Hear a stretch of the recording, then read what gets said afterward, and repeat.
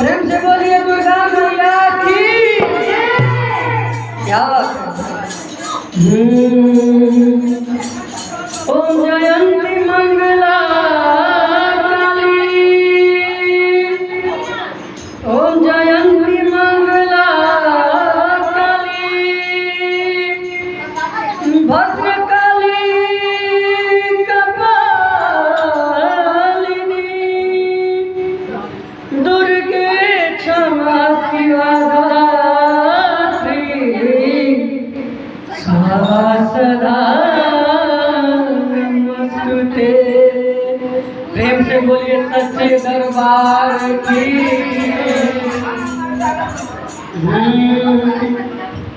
तोरा द्वारा से लम्हर द्वार नहीं थे, तोरा कृपा से बड़ा संसार नहीं थे, तोरा द्वारा से लम्हर द्वार नहीं थे, तोरा कृपा से बड़ा संसार नहीं थे।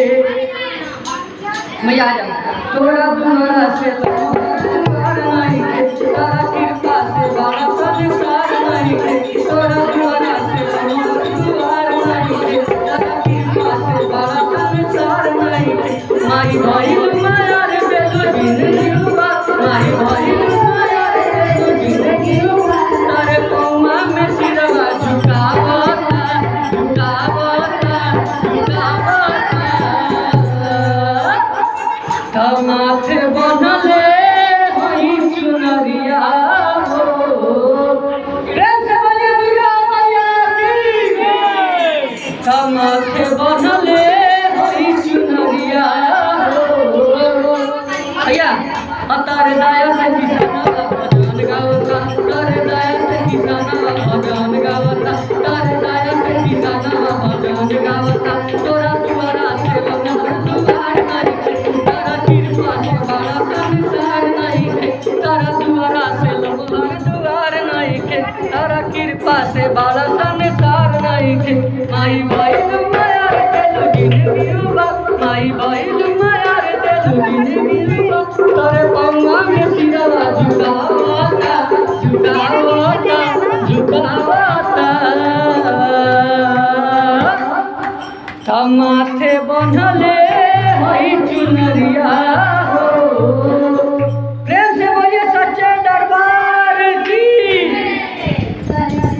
माथे बनले हई चुनरिया हो। तारे दया से किसाना भजन गावता, तारे दया से किसाना भजन गावता, तारे दया से किसाना भजन गावता। तोरा द्वारा से लम्हर द्वार नहीं थे, तारा कृपा से बड़ा संसार नहीं थे, तारा द्वारा से लम्हर द्वार नहीं थे, तारा कृपा से बड़ा संसार नहीं थे।